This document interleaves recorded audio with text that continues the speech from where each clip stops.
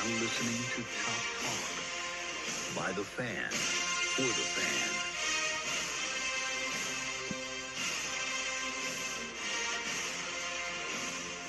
Welcome back, Braves fans. You're listening to another episode of Chop Talk by the fan, for the fan. I'm your host, Bailey. I'm your host, Ethan. And so we've had a little bit of a hiatus. We recorded an episode a while back before the All-Star break and before this absolute downslope that the Braves have trended on. Yep.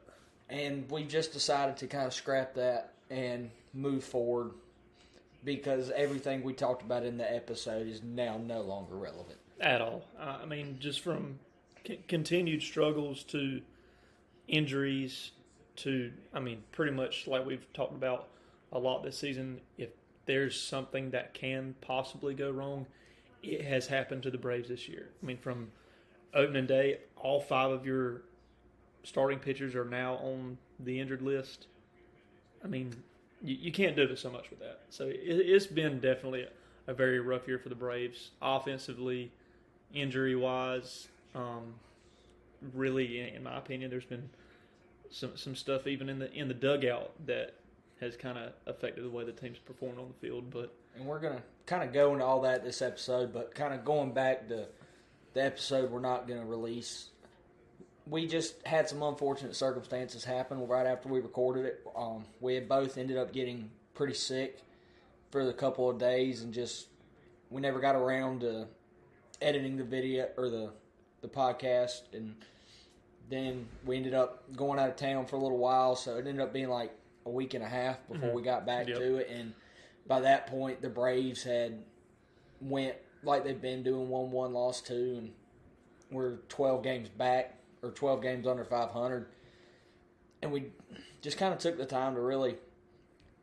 Also just soak it all in. Yeah, soak it all in. I mean, in a bad way. Yeah. Realize, kind of figure out what we want to talk about, what we want to do with this channel moving forward, because obviously, at this point in the year, what we've always talked about and done, we can no longer really do because we're out of the hunt. There is no chance the Braves make the playoffs this year. No. So there's nothing to really give y'all stats about what we'd like to see, what we'd like to happen. The trade deadline's behind us. Nothing happened. So we just kind of sat down and figured out what we want to do with this channel.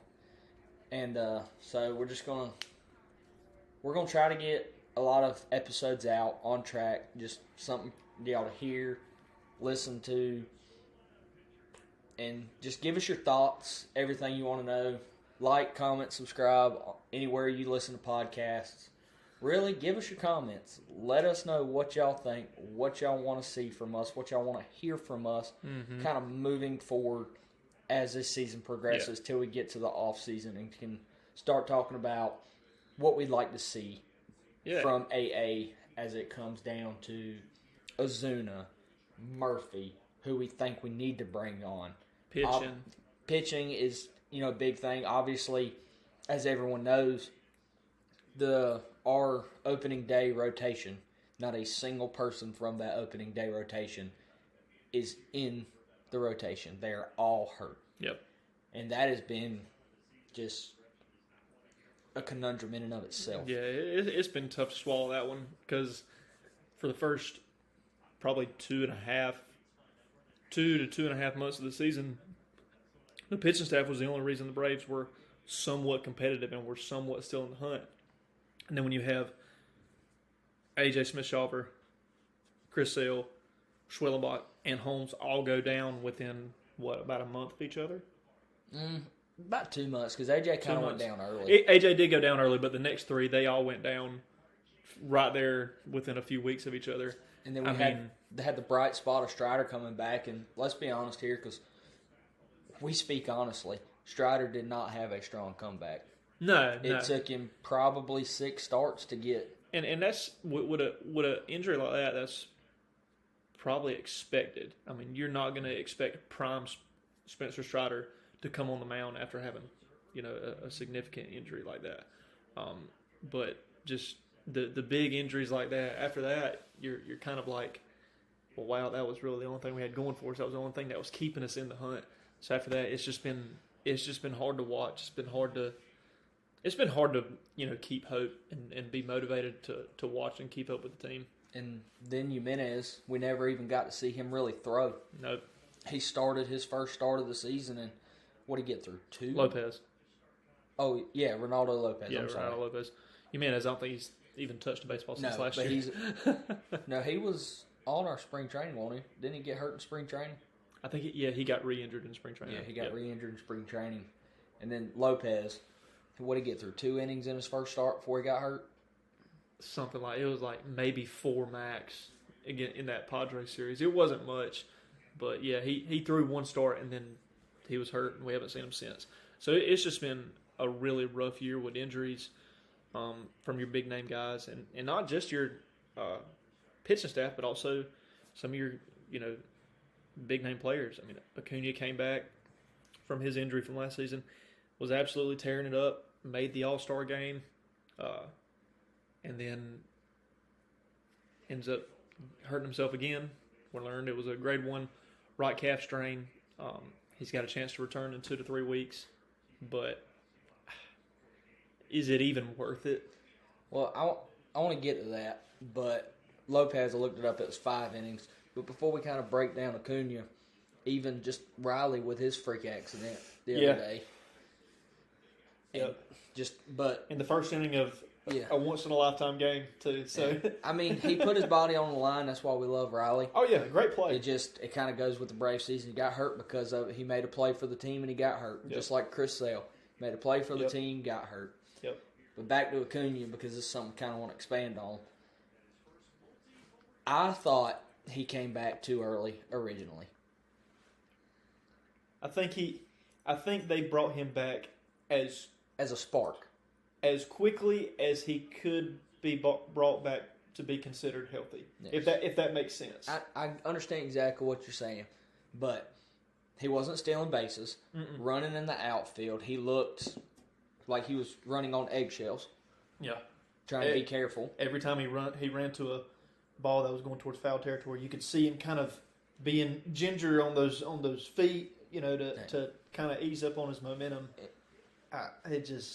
He didn't look fully healthy. It's honestly scary to watch sometimes. Yeah. And then he runs around the bases, got some discomfort, plays the next day, comes out and realizes that they put him through some MRI tests, and luckily it's not an Achilles, which is what was originally thought. Yeah. Ended up being a right calf strain. And they have him as a chance to return in 2 to 3 weeks, but I truthfully do not want to see him back anytime soon. If he comes back this season, fine. Just get healthy. Yeah. Go get healthy. Yeah. We don't need you this season. The rest of the season is... It sounds negative to say, but we're past the deadline, like you mentioned earlier. We're past the point of hope and the possibility of turning things around. It's not going to matter. I mean, we're not going to go on a 25-game win streak to get us back in the hunt. He needs to get healthy. He needs to take some time off and really take care of his body and really make sure his knee is still good. Because all it takes is one freak accident to re-injure his knee on top of the calf strain that he's just gone through. So I think that's what he just needs to take an early off season. So I'm right there with you on that. But something else about the off season, I think we're both on a little bit. We're close on agreement, but we're a little bit both on the fine line of it. Is I personally don't like to see him playing in the Venezuelan Winter League. Yeah, we started to talk about this pre-recording, and I was like, let's just save this and let's get how we really feel about it out live. No script whatsoever. No script, no pre-thoughts, just how we truly feel. And personally, I think that Venezuelan league is why he's a MVP every season. When he's healthy in the MVP hunt. Yeah. Yes, I understand your argument that you're putting your body through a 162-game season, then to go play in another season all winter, not taking any rest. Is that causing some of these injuries? Your body's not having time to heal, rest. And I understand that, but at the same time, is that why he is who he is and he's as good as he is? I think that is a reason for your thought, and as well as my thought. I believe it is the reason he's a MVP caliber player every year is because he is continuing to get those live at bats. He's continuing to get those reps. He's continuing to stay in game mode and staying in shape. But I also think that you can overdo it. You can play too much, and you can put your body through too much. So that's where I stand on. I don't think it's bad. I just when you have injury after injury, you kind of start to look at common denominators at where these injuries are coming from, and I think it's a possibility that playing year round is what's causing it. And everyone can say, "Oh, well, look at him back in the day. He did that and won't hurt." Well, yes, but now he's 27 years old, about to be 28 in December. Yep. His body's going to start catching up with him. Yeah. 2023 season, that would have put him at 25 in the 2023 season. Yeah, well, I mean, when he got hurt. You think about the years before they won the World Series. Talk about 2019 when he would have been 21, 22. 2019, he'd have been 22. Okay, 21 turning 22. Yeah, so he's our age. Yeah, right. He's our age. Do you think your body is the same now as it was when you were 21? Oh, not a chance. I know I'm not. Not a chance. So I mean that's just how it is. When you get older, even in your late 20s, your body is changing. Yeah. So I think it's a little it's the Winter League, in my opinion, it's a good thing, but it can also I think it can hurt you. No pun intended. But he was able to play in the All-Star game. He was able to play in the All-Star game. That was nice to see. Yeah. Obviously, we were able to get 3 All-Stars in there. Him, Matt Olson, and Chris Sale. Obviously, Chris Sale had got injured, but he still got an All-Star nod. And then he was supposed to be in the home run derby. Yep. Pulled out because of back tightness. Yep. And then Matt Olson got in there. And I love you, Matt Olson, but a home run derby is just not his style. Yeah, I think Matt Olson hits a lot of line drives. He does. He hit a lot of base hits. Now, he did come very close to getting out of that first round. He put up a good second half of that first round, and I think he ended up hitting 15 opposed to, who was it, Kyle Raleigh that hit 17? Yes, he was too short. Yeah, he was too short, so not a bad round. It was better than Jazz Chisholm's 3. But I think it was probably a real good experience for him, being a hometown native of the Atlanta area, and also playing the home run derby and All-Star game in Atlanta, being a Brave. I'm sure that was a good experience for Matt Olson. But probably my favorite part of the All-Star game of that whole weekend was traditional uniforms were back. That was a very cool sight to see again. That felt like what it used to be. Yeah. Everybody's representing their team while they're also representing their respective leagues. Honestly, my favorite part of the whole thing was the on-field Hank Aaron tribute. Yeah. That Hank Aaron tribute for 715. The on-field, just everything they did to show that was just very well done. Yep. On July 15th. Yes. Of the 7th month, 15th day of the month, so 7/15, that's where that comes from. Yes. So that was really cool. But one thing about the Home Run Derby and the All-Star Game in general that I feel like I've noticed over the years is, first of all, the Home Run Derby. It's a different format than what it used to be. Mm-hmm. The rounds are now timed opposed to everybody getting their number of outs and everything. Do we think that that's all because they've sat down and timed how long that is, and it's all about, okay, we've got this 3-hour slot on ESPN. We've got to get it within 3 hours. Instead of just taking your outs and hitting as many as you can. It's a catch-22 because what it used to be when Josh Hamilton hit 28 home runs was a home run derby. God, I'd love to go back and watch that for the first time. You had 10 outs. You take your swings, you pick your pitches out you want, and you hit as many out as you can without not hitting 10 out. Yep.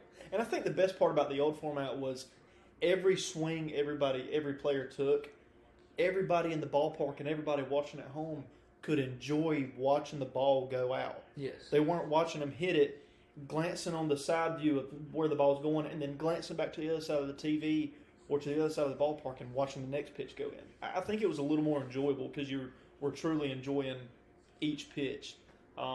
me personally, I like the old format better. I think this new format is more of a race instead of a derby because, again, you're timed, so you're really just swinging essentially as much as you can. You know, I know they have their limit as how many pitches they get, but I just think they just get wore out, and to me, it's not a true home run derby. To your point of everybody getting to watching it and getting to hear Chris Berman screaming, back, back, back, back, back. Yeah. It was cool. It was a true home run derby. Yep. The problem is that sometimes it did get very boring. Yeah. Because you'd have guys up there watching 5, 6, 7 pitches in a row. So it's just a lot of kind of dead air time watching it. And you'd have to really be a true baseball fan to sit down and enjoy it. And where the game of baseball is going, obviously with Rob Manfred at the helm, is not for the true baseball fan that grew up playing baseball, loves it with their whole heart, has a passion for it. Mm-hmm. It's to attract newer people to watch it. Oh, okay, this is kind of cool. Yeah. It's supposed to be fast-paced, action-packed, and it makes for better television. Yeah. It makes for better television. So that's why I said it's a catch-22. You have the true home run derby that's not going to get you new fans, casual fans. Mm-hmm. Then you had this new one that's not really a home run derby. It's more of a swing as hard as you can, and then we're just going to sit there and watch you swing, and a little thing at the bottom's going to tell us if it went out or not. Yeah. Because even with the other format of the time, the one thing I did like about that is they weren't allowed to swing again or pitch again until the ball landed. Yes. So that was cool. You got to at least see if it was going out or not. You were essentially forced to watch the ball. Yes. So yeah, I like that too. And it was still time, so it was a little bit longer time, and I think that they thought it was good, but it wasn't as good because it counted off a lot of time.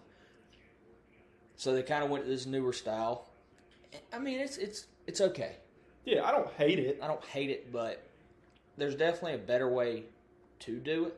Yeah. I'd have to sit here and think about it. I'm not just going to spew something off to you without thinking about it. Right. But I like it for what it is. But at the same time, I'd like to see a little bit different variation where it feels more like a true home run derby that the best home run hitters of the season want to do. Right. Because I think that's why people like Aaron Judge didn't do it. Mm-hmm. Because the new format is a strain on your body. Oh yeah, you're hard gassed. swing after hard swing, and you're gassed. Yeah. Whereas the old way, you take your swing, calm yourself, settle down, and you take care of your body, take care of your back, take care a of pitch your or two, legs. keep your rhythm. You're not trying to do too much every single pitch. And that's kind of why we got people like Jazz Chisholm in there this year that really just made the home run derby kind of a comedy. Yeah.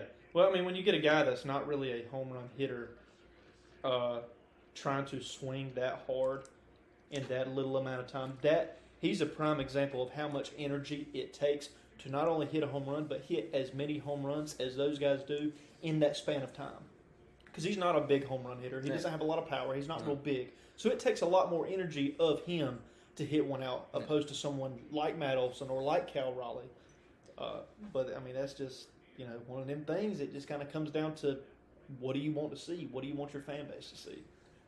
And something else that I think the MLB is wanting their fan base to see is they're wanting their fans to see a lot more laid back, kind of just hanging out, kind of all-star vibes, with the all-star game. Yeah, they want it to be a show and not competitive. Exactly. I mean, 30 years ago, the all-star game decided who had home field advantage in the World Series. Yeah. So you would have a guy from the last place team hitting in the bottom of the ninth, trying to decide if the National League or the American League was going to be having home field advantage, and now it doesn't matter. And that's kind of how we got to Jazz Chisholm being in the home run derby.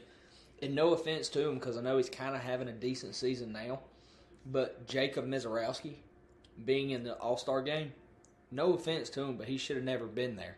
Mm-hmm. The reason he was is because it's not really don't mean nothing anymore. It's just fun little exhibition game, kind of like the NBA All-Star or the NFL All-Star stuff. Yeah. There's no competition. There's no meaning to it. Yep. Rob Manfred even said, because a lot of people are complaining about Mizrowski being picked, he's like, I asked 7 people before I asked him, and everybody told me no, they didn't want to do it. Mm-hmm. You've got your top players not wanting to do an All-Star game. That should tell you everything you needed to know, that they'd rather not have that extra All-Star game selection at the end of their name when they're retired, because it just doesn't mean anything anymore. No, and I mean, like used to 40 years ago, you got probably more than that, probably closer to 50. You got Pete Rose barreling over a catcher at the plate in the All-Star game, trying to score a run because it was competitive. They were out there to win. It didn't matter if they were out there as a Cincinnati Red or a Los Angeles Dodger. They were out there to win for the American League or the National League, and it's just a different, it's a different game today. The times are different, and the players are different. It's all different all the way across the board. It's a different league. And if we were to go to competitiveness, as much sabermetrics as we have that tracks players and tells you how good they are and how good they aren't, there should be no more fan vote for the All-Star game. It should be strictly WAR. Yeah. Who has the highest WAR per position on each side, American League and National League, and those are your starters. Yep. And then go off of that from there. That's right. Yeah, we got the Braves. Matt Olson does have a good WAR. Yeah. But to me, he wasn't an All-Star this year. No, he to wasn't. me, he was not. Now, Sale was. Chris Sale, Ronald Acuna. And Schwelly. I'm glad you said that because that was something that I was really pulling for because he ended up getting hurt like a week or two before the All-Star break. Yeah. I was really hoping he got an All-Star nod this year because he got better and better and better as the season went on. He was pitching really, really well. He got 12 Ks in his last start of the year. Yeah. He was third in the National League in WHIP, which was below 1 before he got injured. He had, I think, a 3.07 ERA. It was just a touch over 3, so a respectable ERA. He was having a great year. I was really hoping for that. And to remind everyone, this is his first full season. Yes. Yes, he's still young. Yes. Last year, everyone remembers him, and they're like, oh, this guy's been around. No, he came in when Strider went down last year. Yep. And he absolutely shoved and made a name for himself. Yep. So everybody keeps thinking, oh, Schwelly, he's some established guy. No, this is truthfully his first full season. Yep. Yeah. I mean, so, pretty much to sum it all up, I don't think Matt Olson was an All-Star, but I think Schwelly was an All-Star. So, really, the Braves should have had 3 All-Stars in general. I personally think that if Drake Baldwin would have been behind the plate more this year or in the DH role when the days he wasn't behind the plate, he'd have been an All-Star. Yeah. He's on the verge of being the Rookie of the Year this year. He's played 82 games this year, and he's batting just a touch under 290. I think he's batting 287. Hit his 12th and 13th home run last night. Drake Rakes, Rookie of the Year. Yeah. He's got a very good future ahead of him. Drake Baldwin hitting over 400 at home. But unfortunately, he's not contagious with his bat because the offensive woes still continue. And continue to continue. Every single night, it seems like. Right now, the team batting average is .242, which is 20th in the league. Well, as all these stats are as of Thursday night's game, August 7th. Yes. As of right now, well, about 30 minutes ago before tonight's game started, the Braves are 20th in the league in batting average with .242, 318 OBP, 14th in the league, 391 slugging, 20th in the league, 709 OPS, which is 18th in the league. We are 28th in the league out of 30 teams with only 54 stolen bases. Been caught 16 times. It's even kind of going back to Acuna. He just won't steal bases, and that kind of showed me that he was still a little hurt, to be honest. I mean, yes, he was trying to baby it, but we have speed. I mean, now we have Eli White back. That speed, We have Michael Harris, that speed. Ozzie. Ozzie, that speed. We just got Profar back, so hasn't really had the longest time to get some stolen bases racked up. And really, I'm kind of surprised that what few times that Nick Allen is on first base. I know with him batting in the nine hole, you don't want to give away an out when he's on base when you're turning over to the top of the lineup. But I kind of would have expected him to run a little more than he has been, because I mean he's got an athletic, player ability, but it's just there's really no one trying to steal bases. I mean we've played over 100 games and we've only attempted to steal like just over 70 times this year. So not even once every game are we even trying to steal a base. We're 24th in the league with 476 runs. 29th in the league in sacrifice flies. And 17th in the league in sacrifice bunts. So that kind of goes back to what we were talking about a little earlier in the season when we were talking about manufacturing runs. We just never did. It's not like we're just not hitting well. We're not even advancing runners. We're not bunting. We're not hitting deep fly balls to score a runner when we need to. We are 10th in the league in the least amount of strikeouts with 990, which sounds like a whole lot. But in the grand scheme of things, it's not too terrible. We're third in the league in base on balls with over 400. 409 to be exact. So, I mean, that's a good thing. So, we're getting runners on base. It's a great thing until you look at our record and look at how many people we've left on base this season, how many runners in scoring position we've left on, how many chances we've had to get runners in scoring position and not because we're not stealing bases. It really just blows my mind at how bad this season has gone. Yeah. For what the stats show. Yeah. With people getting on base, hits, home runs. You are third in base on balls.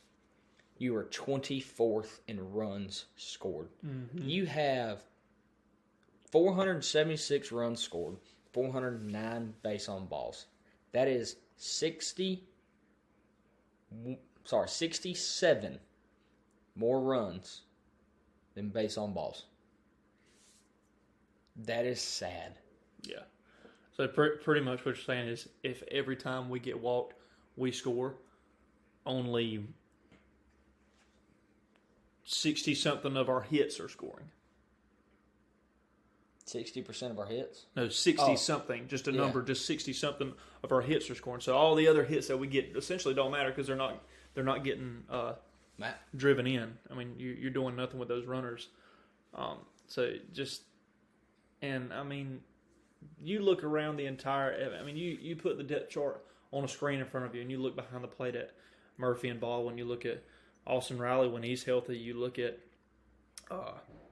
Ozzie Albies, Matt Olson, Acuna, Eli White whenever he's been able to play in for Acuna in right field. Michael Harris, Profar now that he's back. Eli White whenever he was playing platoon with Verdugo over there and left. There is too much talent on this team for these numbers to be reality this year. And I think that's been the toughest thing to swallow. Is this? We're not the Colorado Rockies. We're not the Pittsburgh Pirates. We are capable. We have of being a phenomenal team. We have a field full of household names. Yes. I mean, you can, and I'm not talking about Braves fan household names. I'm talking about around the league household names. Yeah. You could go to L.A. and talk to Dodgers fans and say the name Michael Harris, Jurickson Profar, Eli White, Austin Riley, Matt Olson, Ozzie Albies. Very respectable team. Yeah. For their playing ability. You could go over there and those people are going to know who they are. Yeah. Whereas you told me the Colorado Rockies center fielder right now, I couldn't tell you. Yeah. There's only 3 players on the Rockies right now that I could tell you, and that's Jordan Beck because he's having a great year in left field.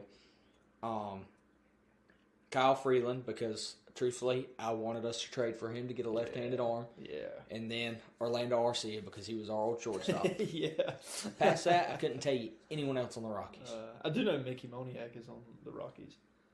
I just remember that because he was the number one draft pick the year we graduated high school. I don't know why I've always remembered that, but I just remember that. Fair enough. About Mickey Moniak. And that's not to hate on the Rockies. That's just to prove the point of we're not a team with a bunch of no-name people. We're not rebuilding. Rebuilding. Yeah.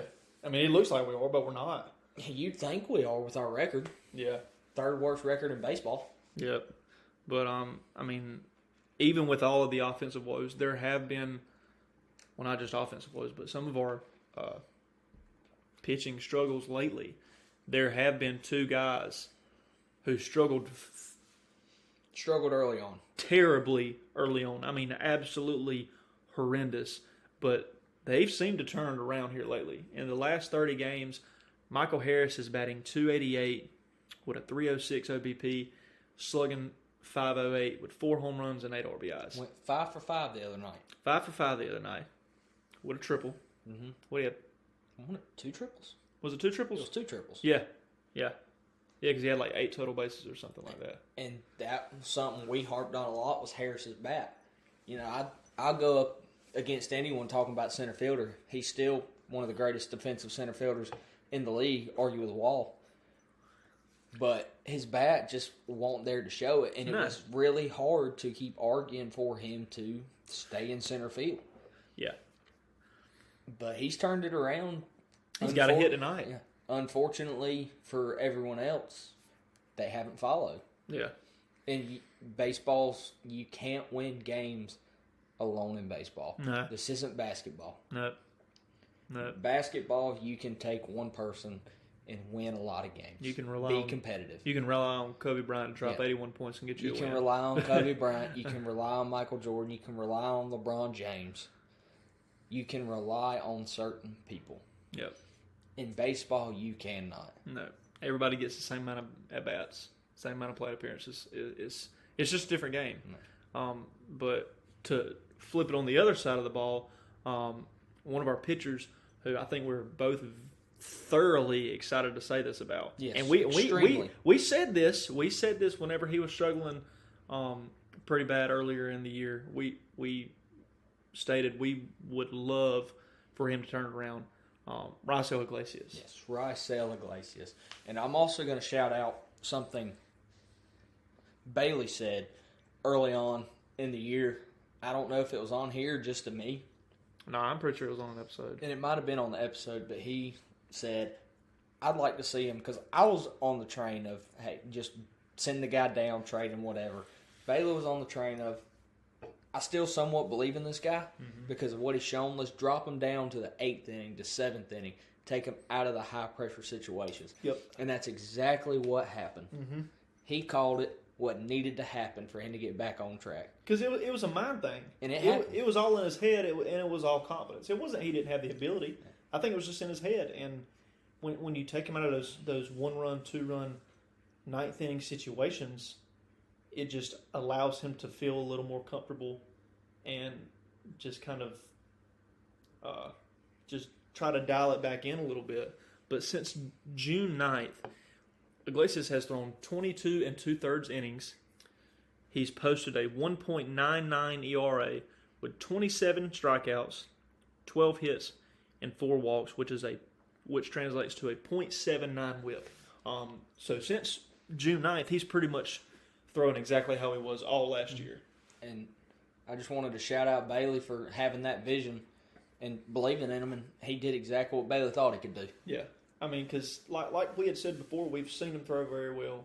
We know what kind of pitcher he's capable of being, and I think it just you had to move him around. You had to do something. You had to, Yeah, because what he was doing was not working. No, at all. You had to do something, and I think it was the best thing. Not just because I'm the one that said it. I think it allowed him to find his comfortability again, and allowed him to get his confidence back up. And it so far it seemed to work, because for just about the last 2 months, he's been lights out, just great. I mean, phenomenal. He's given up, I think, only 5 earned runs in that stretch, and 4 of those were in one outing altogether. Yeah, he did have the one bad outing. So, I mean, you're talking about... I'll take that one bad outing. Yeah, you're talking about numerous games of shutout baseball. Straight zeros. I mean, goose eggs. So, we're really happy for him. We're glad that he's having a good second half of the season. We hope that he keeps it up. But his contract ends this year. It does. And kind of, we'll go ahead and talk about it now, I guess. It's going to kind of wait till later to talk about it, but I guess we'll go ahead and talk about it now since we've kind of brought this up. Him and Ozuna, both their contracts are up at the end of this season. And Sale as well. Sale as well. Sale's one, though, I'm kind of pretty sure we're going to re-sign it. At least extend 1 year. I really hope so. At least one, see what happens and go from there. I think Sale's still got it. I think he does too. I think everyone knows that. He just had one freak injury, putting a play on the ball. And probably his best outing in a long years. 2019. 2019 was his last complete game. I mean, that was the game, and he pitched a heck of a game. We were sitting right here watching it, and like you said, just a freak injury. Just a freak injury. But we didn't do nothing with Ozuna at the trade deadline. I personally, with the situation the Braves were in and everything going on and AA's record of re-signing aged players, I would have liked to have seen us do something with him. Get something for him. Yeah. We didn't. So we kept him. So now are we going to re-sign him or are we going to waste a chance of potential? Yeah. And we're going to save the really deep, in-depth conversation of how we feel on everything for like some off-season stuff. Yeah, early November. Some off-season stuff. But Iglesias, he's aging. What is he, 36, I believe. 37, 36? Either way, he's in his mid to late 30s. Yeah, he's in his mid to late 30s. And as we all know, once a pitcher really turns, he is 35 years old. Okay. So what I was about to say, as we know, as pitchers get about the age 35, is really when 75% of them really start to fall off. Yeah. So do I think we re-sign him? I personally don't think so. Even with the little turnaround he's had this season to show us he's still got a little left in the tank. No, I don't believe so. And part of that too is, and before I go on this little rant, I'm not saying this is the reason for that. I'm just saying it's a possibility because it does happen. There is a former minor league player from our home area that we both know that I talked to a few weeks back. Good dude, went to the same high school, was a couple years older than me, and he pitched in the Colorado Rockies organization for about 4 years after going to a Division II school here in North Carolina. And he told me the biggest thing he noticed with himself was the older he got, the longer it took for him to get warmed up in the bullpen as a reliever. Whereas you've got these rookies over here that are between 19 and 21 who throw 3 warm-up pitches at 97 and they're ready to go in the game. That's always something to think about. How long does it take you to get ready? How long does it take you to recover after pitching?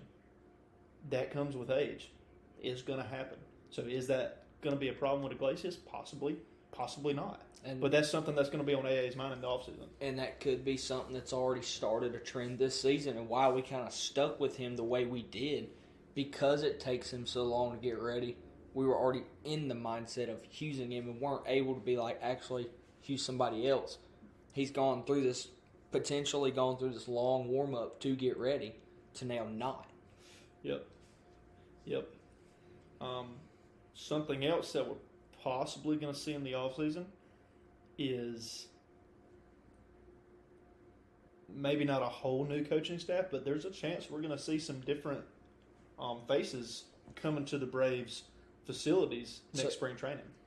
So I'll give you my take on it because, as most of y'all know that have listened, I'm more of the hot take person because I have strong opinions on things and I give them.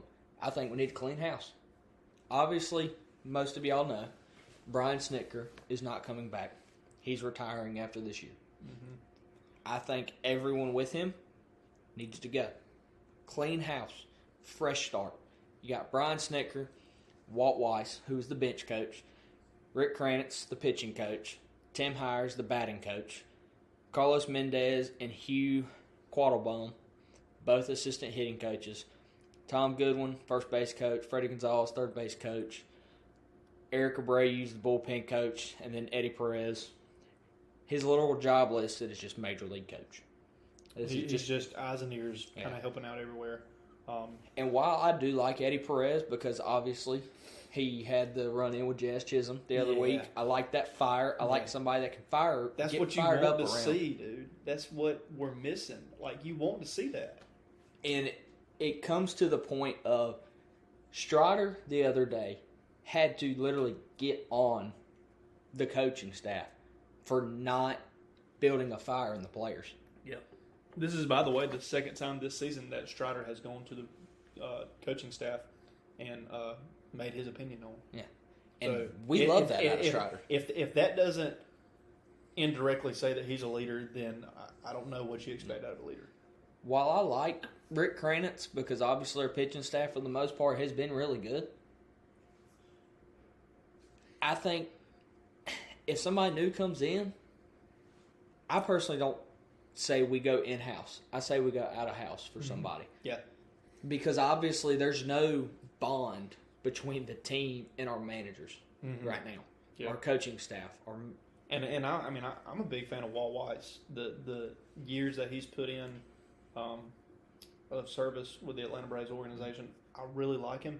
It's just, right now on our notes right here, you've got Brian Snicker at 69, Walt Weiss at 61, Rick Kranitz at 66, and Tim Hires at 53. Your top four coaches, their average age is like 62. My opinion, I think you need to go a little younger. You need to go someone that's like David Ross, Stephen Vogt. I think you got to have a core that's old enough to be well established within the game and have enough knowledge and IQ of the game of baseball, but you still got to have that young fire and competitiveness in you. Brian Snicker, who I'll give him credit, he's overall he's done a good job since 2017 of stepping in, but sometimes I wonder what kind of personality he has. No, He has no fire whatsoever. He got ejected one time this year, but speaking of which, that is the only ejection the Braves have had this whole season was Brian Snicker's one ejection. Yep. All season. Yep. There's no fire there, and I think you got to. In my opinion, this is just what it is. You got to go someone younger. Much as I dislike the guy, even though with him telling Rob Manfred to go himself, basically the other day, Bryce Harper, he got thrown out on a check swing the other day. Thrown out. That guy plays with fire. As much as I don't like the dude, he has my respect because he plays the game of baseball with fire. He is passionate about it. Thrown out on a check swing. That just tells you that guy's up there competing and trying to win ball games. And that's not the first time he's gotten ejected on a check swing. He gets ejected all the time, it seems like. He's got the most ejections on active players. So I'm not trying to say we need to get ejected a lot and everything, but I want to see some fire out of the guys. Challenge some of these calls. Mm-hmm. Get mad. Get your team fired up. Yeah. Do something. Coaching staff, players, somebody. Do something. And we just have not seen that this season. No. And I think that starts at the coaching staff, obviously. Oh, yeah.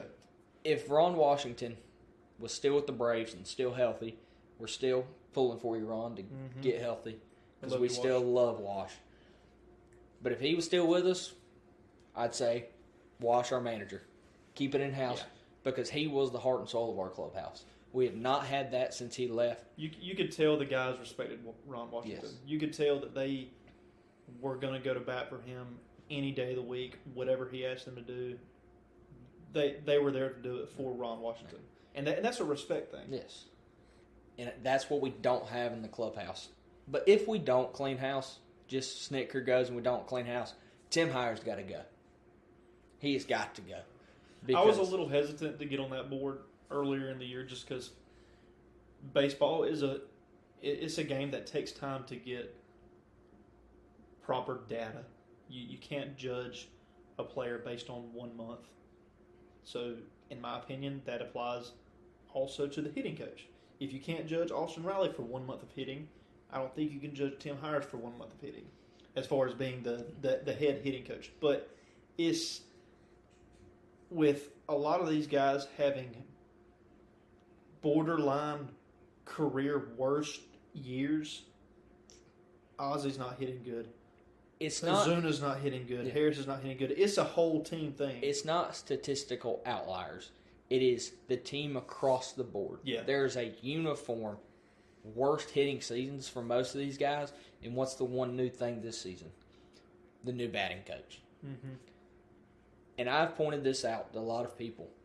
Look at people that have come either to the team or started out in AAA and got up or came back from injury. Alex Verdugo, Sean Murphy, Acuna, Eli White. Some of these AAA guys that were pulled up. Kelnick. Which, I mean, he didn't do a whole lot last year, and I think he was sent down more for a hustle problem. Yeah. But also mixed in with his performance. But essentially, Profar. Yeah, I mean, it's all across the board. All these guys that came back that were not learning or training with hires, what did every single one of them have in common? They came up, they came back, and they absolutely raked. Mm-hmm. We're the only people hitting at the plate. Didn't Murphy hit a home run his first game back? Yeah, first at bat back. First at bat back. Acuna hit 3-run shot. Acuna hit one the first pitch he saw. Yeah. Profar hit one late in the game in his first game back, and now all three of them are hitting not nearly as what they should be, in my opinion. I mean, Alex Verdugo. Yes, first game wasn't the best, but then he went off and was hitting. If you take out that first game, he was hitting above 600. Yeah. He had like 6 hits in 3 days. Yeah. I mean, he found his groove and he was hitting it well. Then the same trend with all of them. They started working with hires and started slowly getting worse and getting worse and getting worse. Eli White got pulled back up, and we're going to get to the game itself, but got pulled back up for Acuna's injury. He's the only reason we even scored runs in the the Speedway Classic. Yeah. 2 home runs. Yeah, 2 home runs. That was a very interesting couple of days. Yes, it was. And we'll get to that in a minute. But that's my point. It's not like this is a one-off thing. There is a trend that has shown itself. And it could just be a coincidence, but that many examples, I can't equate to a coincidence. Yeah, no, we're deep enough into the season where you can look at all these box scores and these stat lines, and you can make a fair judgment of the team and where this issue is coming from. I don't think Ozzie Albies and Michael Harris and Murphy and all these other guys that are not hitting well at all. You can say what you want, but these guys are not hitting well. I don't care that the game's changed and now 250 is considered a good batting average in some people's eyes. It is not. That's not a good batting average. I don't care how many home runs you hit. That's not a good batting average. The team is batting 242. That is not good. That is not good baseball. And we talked about it during our long highest break, but what was it? In 2004, 25 teams had an over 300 batting average. Oh, you're going to get me on that. Let me go find this now. Because this was something that I was surprised to see, but at the same time I wasn't. I was just... And then last year, I think we had 2 teams with a batting average of 300 plus. Yeah. It was something crazy. But what it was so what Ethan's getting at is the game has changed, and teams are no longer hitting for average. No. Not just teams, but players in general are no longer hitting for average. Launch angle and exit velo. Yeah. Have taken over the game of baseball. Now, don't get me wrong. I get caught up in it myself. I got caught up in it during all my years of playing baseball. As we got older, the game was changing. And in our last years of competitive baseball we were playing, that's all you were taught. Launch angle, exit velocity. Yep. But you know, it's just, I don't know, it's a different game, and honestly, I don't really like to see it because it doesn't make the game any more fun. All you're looking at is strikeouts and home runs. Mm-hmm. And unfortunately, the Braves haven't hit a whole lot of home runs this year. But they have a lot of strikeouts. They have a lot of strikeouts. So, I mean, it just, it's not really equating to what all these guys that are with the sabermetric side of things are really emphasizing. But pretty much what it was is, and I can't find it now, but I'll find it later. But in 2004, I think it was like 26 of the 30 MLB teams batted 250 or better. Okay, that's what it was. And then slowly, year by year, that number started going down. And then it was last year, it was between like 2 to 5 teams.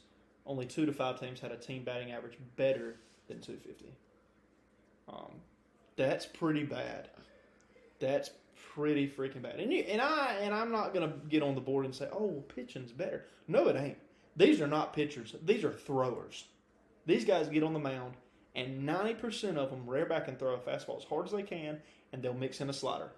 Mm-hmm. Say what you want, but 20 years ago, just about every team's starting rotation, all 5 of their starters had at least 4 pitches. They mixed up their times, they mixed up their looks, and that's why they were effective.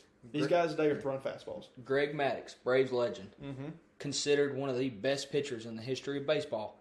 Couldn't touch 95. But he had over 300 wins. Yeah. One of the best pitchers of all time in the game of baseball. 77 pitch complete game. I mean, that's effective. You don't have to throw 100 mile an hour and strike out two of every 3 batters to be an effective pitcher. You just have to be effective enough to get weak contact to be an effective pitcher. And I'd rather have that because that means you're not throwing as many pitches, so you're not putting as much labor on your arm. So now that cuts back on how much time it takes for you to recover for your next start.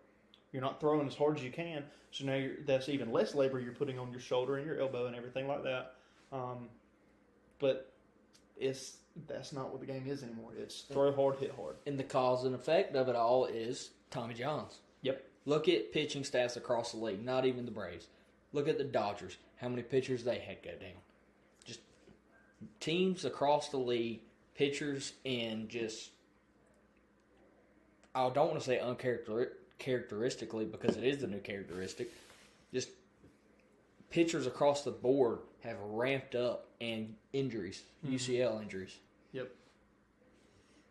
And what is that for the game of baseball? You're trying to grow the game of baseball, but all of a sudden, all your star players that you want to put on TV for people to see, to get acquainted with, for young kids to grow up, and all of a sudden have somebody to look at and watch. Yep.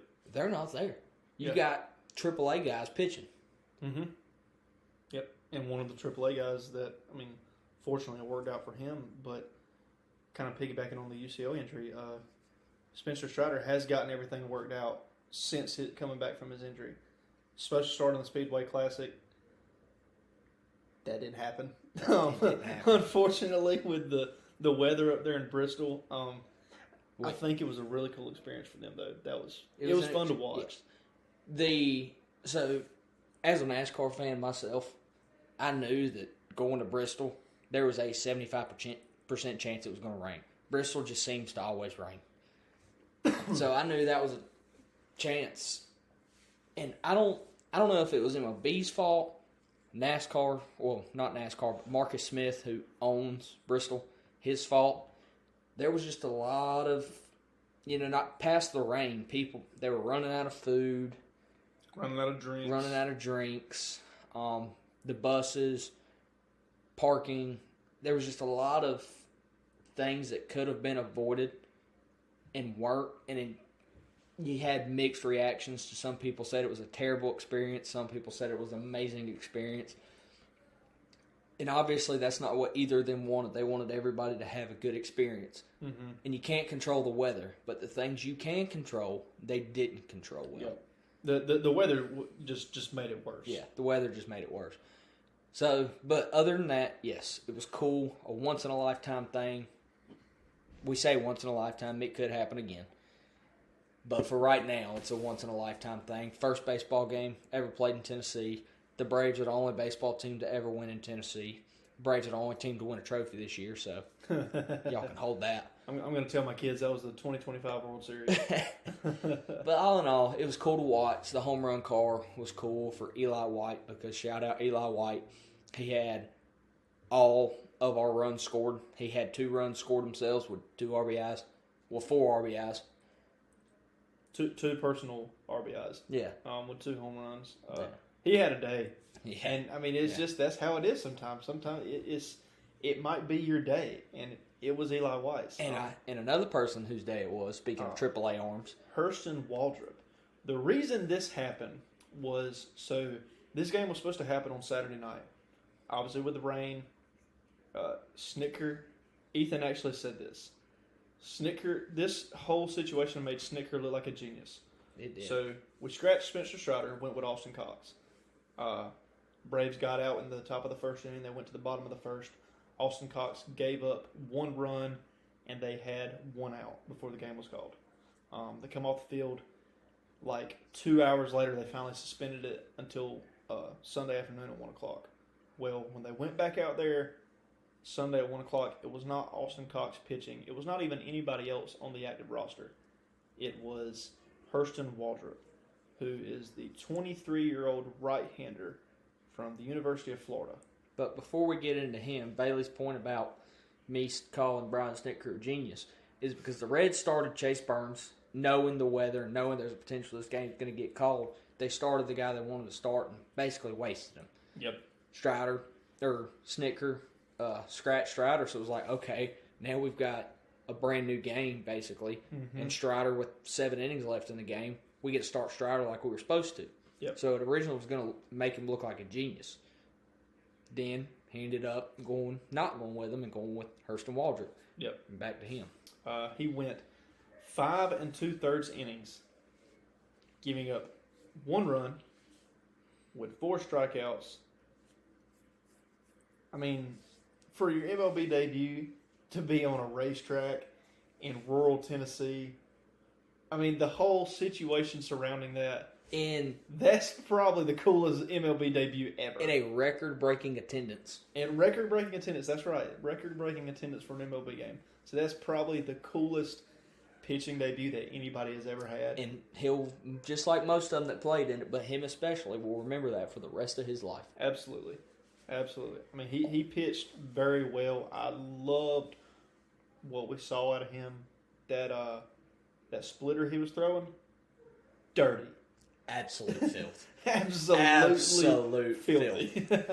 He looked really good to be as young as he is, and for that to be his debut in a suspended game, and like we've said, a once in a lifetime possibility game like that. The whole situation surrounding it, you would expect someone to go out there and be really, really nervous. Oh yeah. And then with Ellie De La Cruz stealing on the first pitch that he throws, that even adds more stress to him. But he got out of it, and he pitched really well. And I'm looking forward to seeing him more. And not to mention, an added-on part of it is that people are going to remember this game. This isn't your one-off, just random start in the 162-game season. This is a special, one-of-a-kind game. Yeah. People are going to remember this game, just like people remember the Field of Dreams game with the White Sox beating the Yankees 9-8.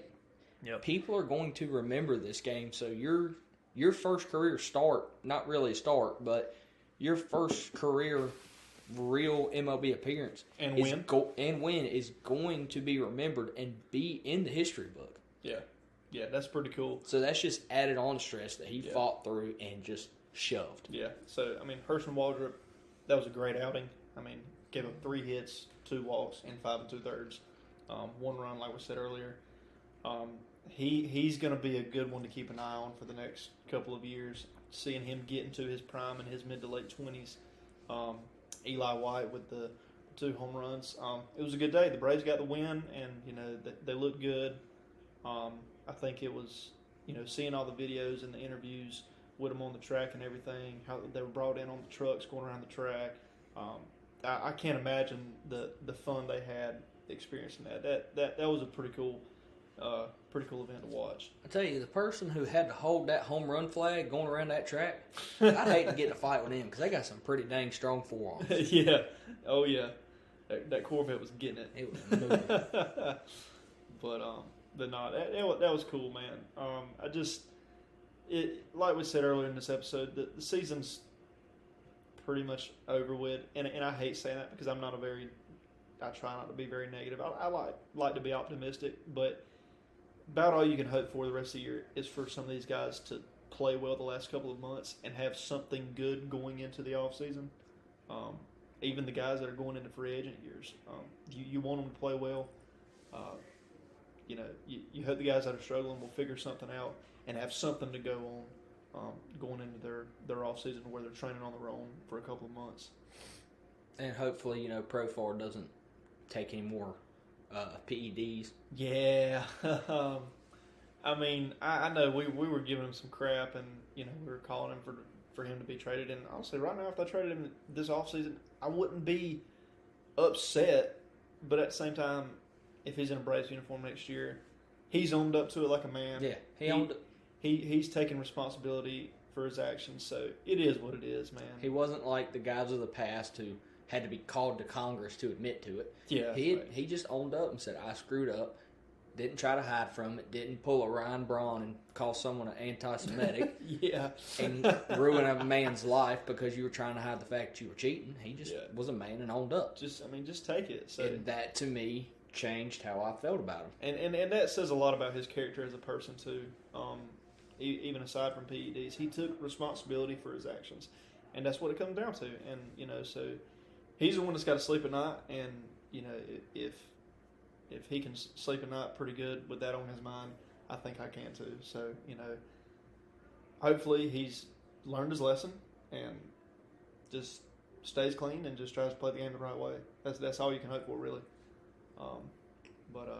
That's about all we've got for this episode. Glad to be back. Like Ethan said earlier, like, comment, subscribe. Give us your thoughts, guys. Let us know if you disagree with something.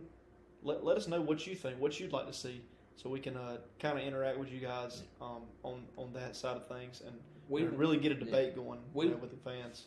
We want this to be an open conversation with people. We want your feedback. We want to know what y'all think, what y'all disagree with, and what we said. Yep. Because that feedback gives us another point of view that we can look on. Mm-hmm. And it gives us more to discuss, really. Yeah. It gives us more perspectives to look from when we're discussing the team and, trades and signings and managerial decisions and in-game events and everything like that. But right now the Braves are down 3-0 in the top of the fifth against the Marlins. Hopefully we'll see a little rally here in the middle innings. Hopefully they can get a win and get this series win. But like we said, just hope to see a good last couple of months for the Braves, and maybe they'll turn it around and give us something to enjoy watching going into the off season. Well, that's about all from us. We'll catch you in the next one, and as always, go Braves. Yes, sir. Go Braves. Thanks, guys.